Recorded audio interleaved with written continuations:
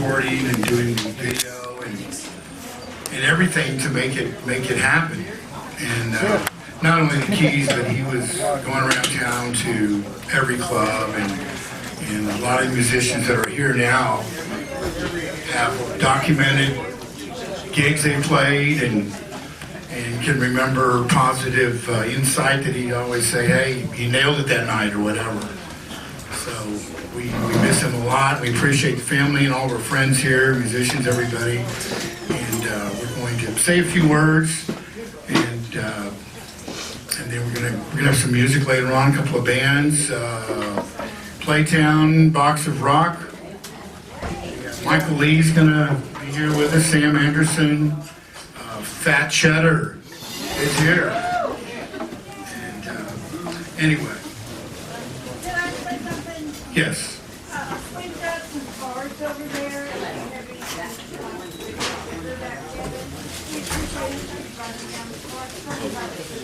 Okay. There's some cards by the food back there that if you want to write down anything about Kevin. Well, I want somebody to come up here in a minute and tell any type of Kevin stories. So, Short stories. short stories. I'm just going to read you obituary because it was well written. Kevin Short, 63, of Burleson, Texas, passed away Sunday, December 29th. Kevin was born in Fort Worth, Texas, to Kenneth and Betty Short. Graduated from Burleson High School and had a career working for General Motors. Kevin was married to Julie Craighead Short on August 2nd, 1986 in Austin. He had a passion for music, fast cars, and fishing. Had a great 68 Nova. Yeah. And he will be greatly missed by his family and many in the music industry that knew him. Kevin is preceded in death by his father, Kenneth E. Short, survived by his wife, Julie, his mother, Betty Short, children, Jill Montez, Chris, Allison Riggs, Ricky Sanchez, Corey, that's new last name, grandchildren, Santos and Izzy Montez, Grayson and Emerson Sanchez, Jackson Riggs, Kenneth Short, and Kelly Short. And please, in lieu of flowers, we're asked to donate to your local musicians or one of the following. And it's on the obituary. The Health Alliance for Austin Musicians and the Blue Foundation. So that'll be the obituary. We're going to get our good friend Mike, Big Mike Richardson, to do a song for us. I wrote this on the way home.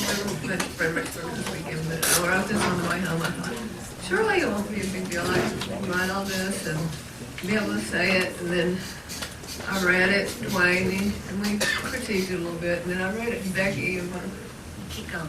Anyway, I needed her to tell me that. Okay. I really don't know where to begin. There's so much to say about Kevin. I first met Kevin when Dwayne and I were dating in 1979. He worked with Dwayne at GM with Tommy and his brother Kenny, Jimmy Love, Ed Mills, Bill Glover, and so many more. And I'm sorry if I forgot anybody. And we would spend weekends together, all partying, going to the boat races in Waco, and just enjoying life. We all kind of separated or went our own ways when we all had kids. And Kids do that too. yeah, we couldn't party like we used to when we had the kids. But then after the kids were grown, Dwayne ran into Kevin at Trinity Park Music Festival in 2010. And Kevin was talking to him about that he'd been going up to the Keys on Thursday nights for a long time. And anyway, so Dwayne started coming up here a couple times and met him. And then and Dwayne and Tommy hooked up on Facebook again. Thank God for Facebook. And we all got together, and that was on the same year. And then we just, it was like we never were apart. We never separated. Yeah. And we didn't have to mess with our kids anymore. So.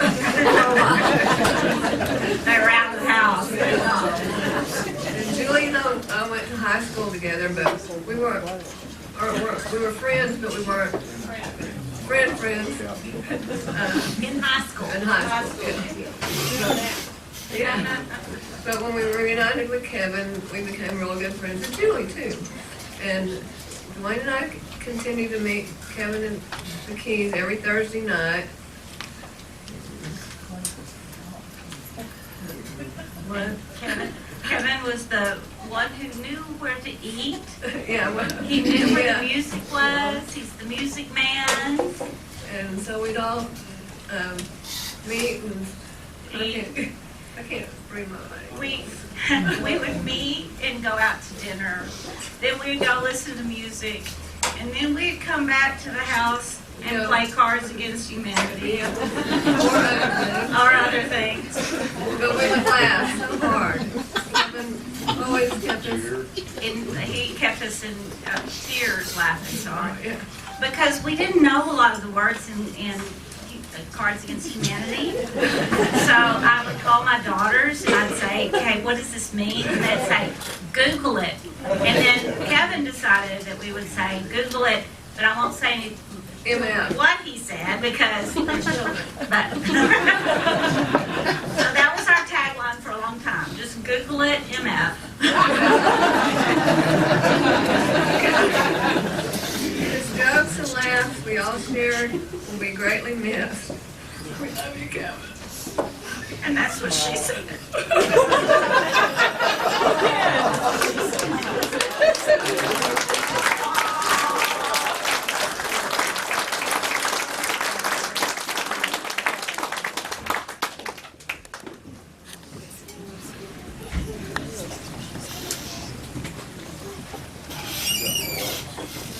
We'd like to get Andy Eller to come up and say a couple of words from him.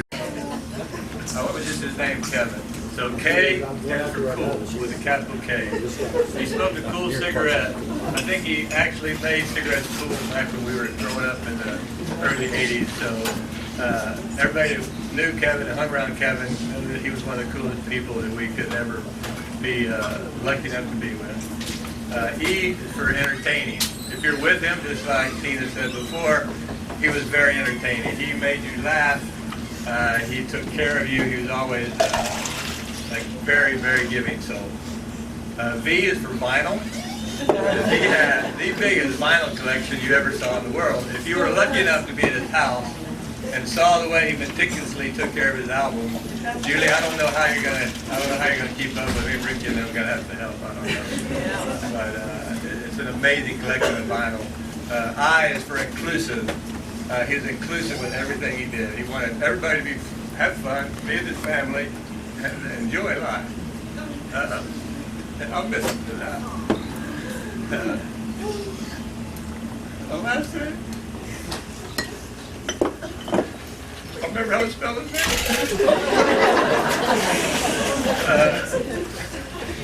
N is for Nova.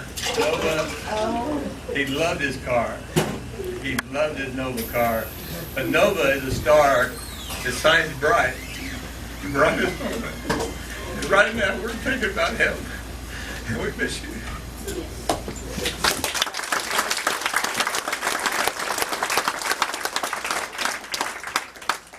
I'd like to ask my good friend Josh Weathers to say a couple of words. Kevin brought us together actually at one time, and got the band going, and we had a great time, and he loved Josh. You really put me on the spot. Kevin was a dear friend. I mean, I probably have hundreds of pictures that Kevin took, probably standing like right there over the years, and I probably have a stack this big at home of those white paper sleeve CDs that he would burn me everything and anything. I mean, he'd be like, this one's like Dolby Digital 5.1, so you gotta put this on hi-fi. You can't listen to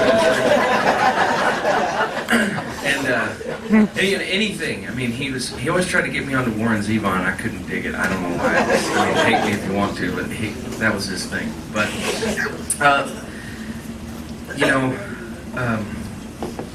probably one of my greatest memories of Kevin is obviously, I would say everybody in this room knows exactly how Kevin Short felt about Donald Trump.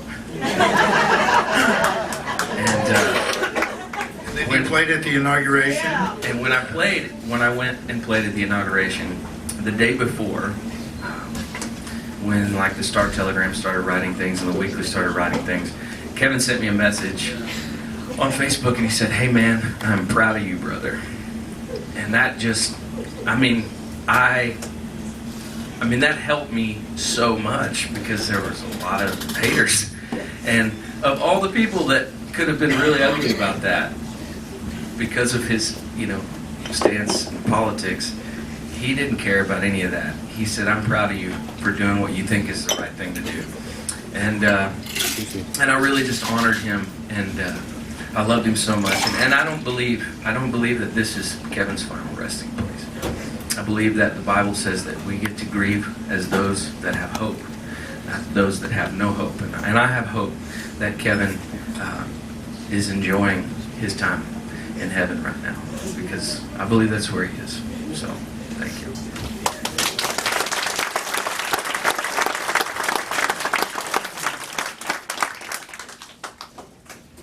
Anybody like to come up? Anybody? Yeah. As always, I got Come on up, Liz. Yeah.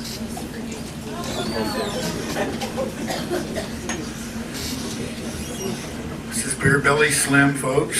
Grouse singer. I'll keep it short. I didn't know Kevin real well. I only knew him a few years, but he always had a smile and he always had a good story to tell me, and he always made me feel better about everything that was going on, everything that we experienced together. Kevin always made me feel a lot better about it. And of the few videos that I have on YouTube, Kevin took the best one. And like Josh, I've got pictures that Kevin took standing here with me with my mouth open, and I'm gonna miss him. Liz, thank you, everybody.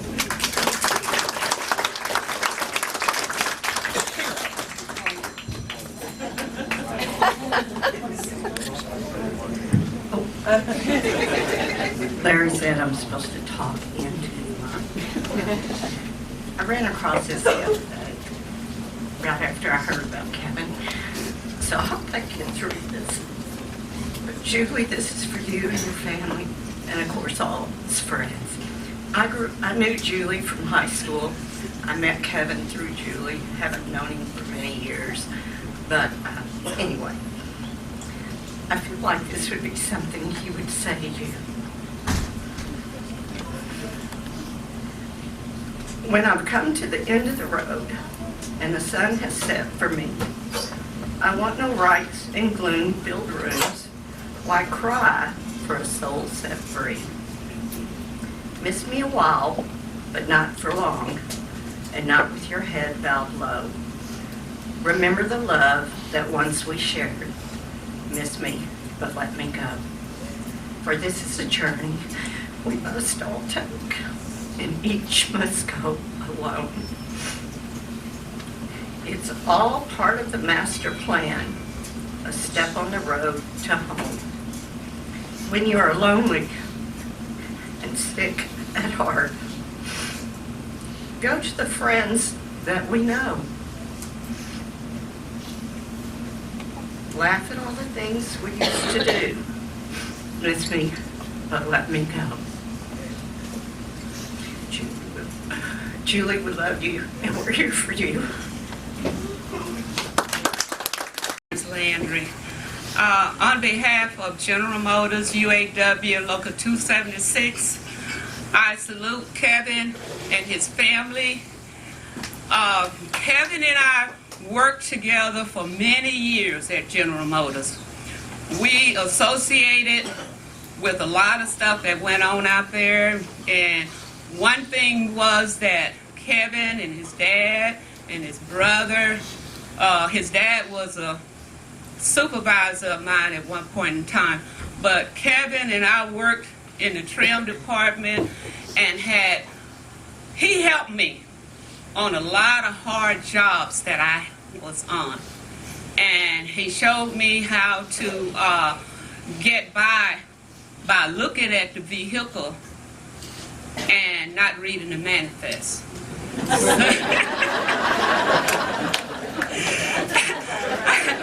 So that was a shortcut, you know. Hey, that got me through it. And on the behalf of all the other retirees that are here today, representing the family and what have you, we love you. We love you. We love you. We love you. Thank you. Late 70s at GM, and everyone knew him. And he was the kind of guy, we got off at 12 or something. He always had a shirt sitting over the side. He worked in the t-shirt as soon as 12 o'clock came. He grabbed it. He was the first person out the door because he was headed for music. You could ask him anything about music, he knew. We used to go, I don't know, we hit so many last calls, it was crazy. But then we met, kind of like Josh said, it was a Trinity Park Music Festival. He goes, hey man, there's this guy named Josh. He's playing over at Love Shack. And I said, you gotta go listen to him. And he comes and plays Love Shack up there on 7th Street. He's up there, he plays over there, you need to go see him. So I said, yeah, I may do that. Well, like 10 minutes later, he comes back and he goes, oh, here's his CD. So he had a CD of him, so we went and saw him. This guy's good. He said he plays up here on Wednesdays. Back in the day, they played Wednesdays. So we came up here, then it was Wednesdays and Thursdays and Fridays. So like the last 10 years, we came up here 2 or 3 days a week. And he always knew where music was. These guys are playing here, these guys are playing here. Food, any place between Cleburne and Denton, he knew something about it and if it was good or not. And then like they on their Steve Stewart that did the article for the Weekly, they captioned it as he was a photographer, and that was something that he always. I mean, everybody knows he took thousands of pictures, but he never thought of himself as a photographer. It was kind of ironic that that's what they said, because a lot of people identified him as a photographer. He kind of told me always, well, you take enough pictures and do enough with the Photoshop, you'll get a couple of good ones. So that's kind of what he was. And it was fun. And Tina and I, anytime we wanted to go something, hey, where's something going tonight? Whether it's here, there. Kevin always had a thing, and hey, we'll miss you. And that's it.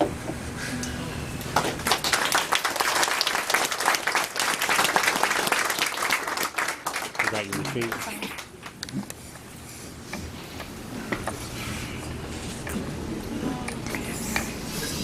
There's a lot of things that I grew to love about Kevin, but his sense of humor will always stay with me. I'll never forget how funny the guy was, and sometimes even without trying. It was a bunch of years back, and I saw Julie. I went to high school with Julie. I'll tell you straight up, Julie intimidated the heck out of me in high school because, like today, she's so beautiful, and I'm not. So I kept my distance. But I saw Julie. I think Julie may remember it. I think it was over at Lois some years back. So I went over to say hi to her because I finally worked up enough courage after 42 years. And so went over and said hi to her, and she introduced me to Kevin. And we got to talking, and I think we talked for about an hour that night and talked about music and life and cars and everything else. And it was just a great time. I immediately just fell in love with him and just had a great time with him. So every time that we would go hear music somewhere, I'd always look for Kevin and Julie and usually find them. They were usually there. They'd usually been there before I ever got there. And one night, Kevin had on a Quaker City Nighthawk shirt. And for those of you that may not know, my son is Sam Anderson in Quaker City. And I saw his shirt, and I said, hey, do you like those guys?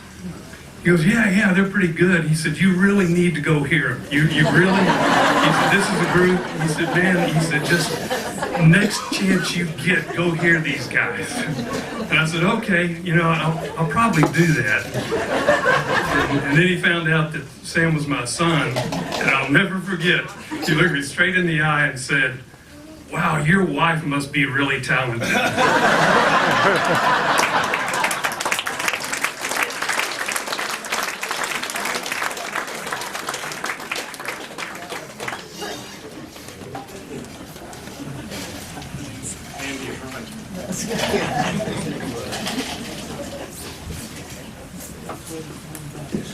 So I met Kevin through, obviously, probably, he came and saw me play all the time, just like he did with all the other local musicians and bands that he loved.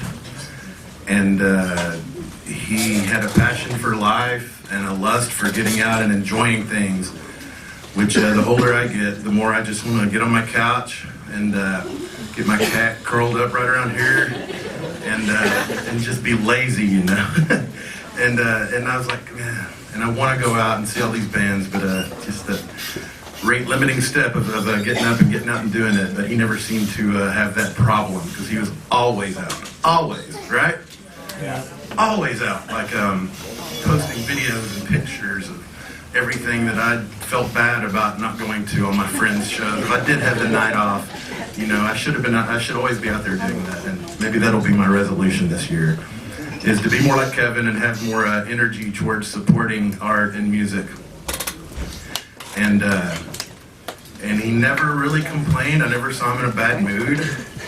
He talked about politics a lot, but I'm sure it was there. But when I saw him, that was never a part of him that I saw. And even me and Danny and my buddy James Hinkle went and saw Kevin at the care center he was in about a month before he passed away. And he wasn't in very good shape, he wasn't in a very good state, but he still was asking about the Quaker City Nighthawks and Bastards of Soul and how they were, all these bands that he liked, how they were doing. And he was even there, in his bed, he still had that lust and that positive energy towards the stuff he loved, like music. And that's something I think we can all learn from. On the back of the little cards, he was a big Warren Zevon fan, as Josh said. Except I like Warren Zevon because I have good taste. On the back is, I'm going to read this. It's the lyrics to a song that Warren Zevon wrote when he knew he was dying. He died of cancer. And shadows are falling and I'm running out of breath. Keep me in your heart for a while. If I leave you, it doesn't mean I love you any less. Keep me in your heart for a while. When you get up in the morning and you see that crazy sun, keep me in your heart for a while. There's a train leaving nightly called When All Is Said and Done. Keep me in your heart for a while. Sometimes when you're doing simple things around the house, maybe you'll think of me and smile. I'm tied to you like the buttons on your blouse. Keep me in your heart for a while. Hold me in your thoughts, take me to your dreams. Touch me as I fall into view. And when the winter comes, keep the fires lit, and I will be right next to you. Engine drivers headed north to Pleasant Street. Keep me in your heart for a while. These wheels keep turning, but they're running out of steam. Keep me in your heart for a while. I love you, Kevin.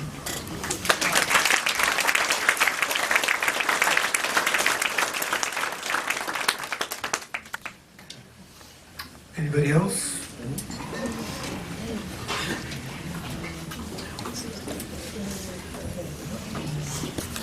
Hey, I'm doing what he would do.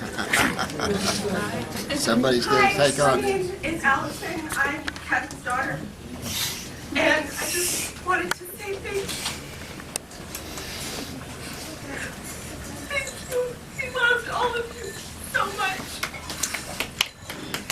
He loved this place, and he loved all of you, and he loved us all so much. And this room, this full room, is a testament to who he was, because he loved everybody. He was accepting of everybody, and you could call him with anything, and he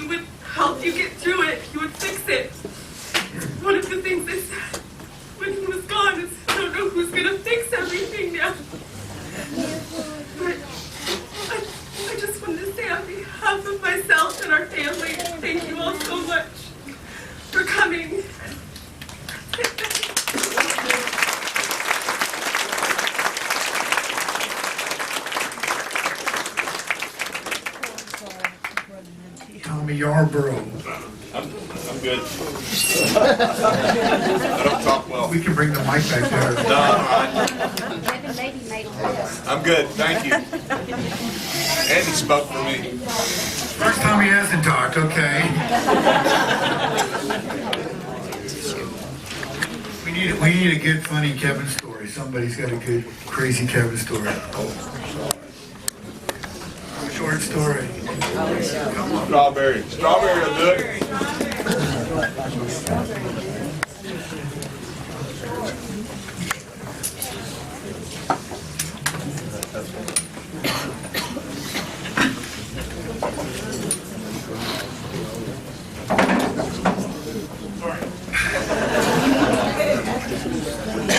Good afternoon, everyone. My name is Jimmy Love. Been friends with the Short family for 45 years, so I'm kind of like the red-headed bastard brother that they never want to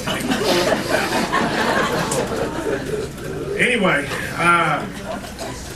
first of all, Kevin introduced me to the Keys Lounge when we came to work for GM at Parts Warehouse in 1995. I've been coming up here ever since.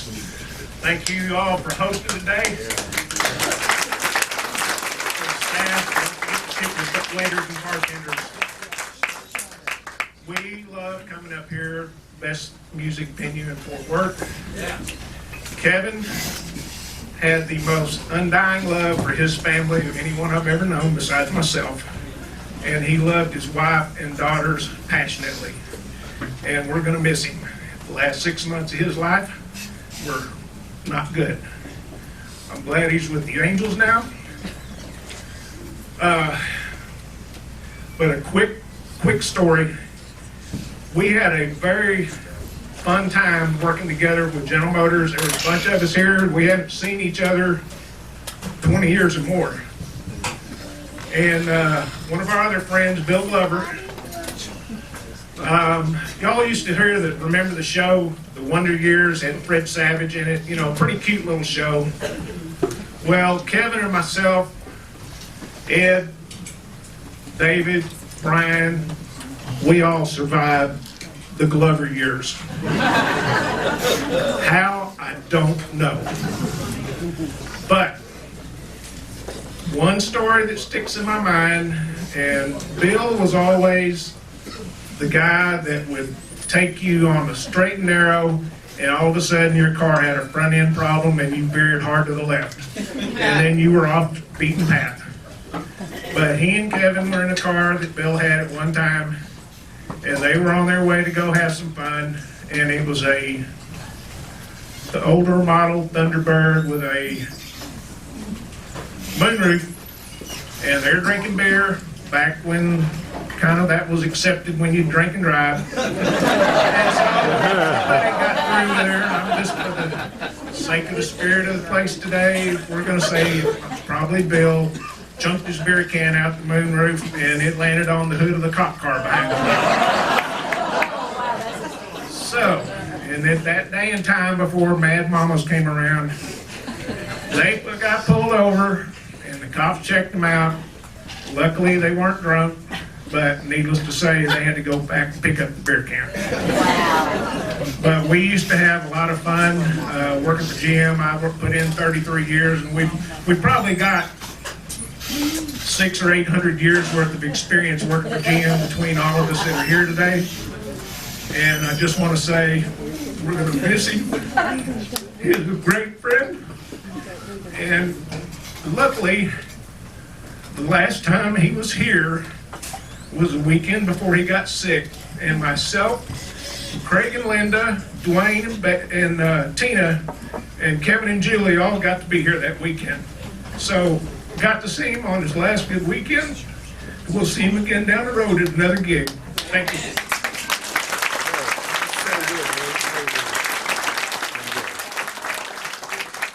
I got another job for you. You know, I want to thank Steve Stewart. I don't know if he's here today or not, but that was a great article in the Weekly about Kevin. It was very well It's written. my last grandson. And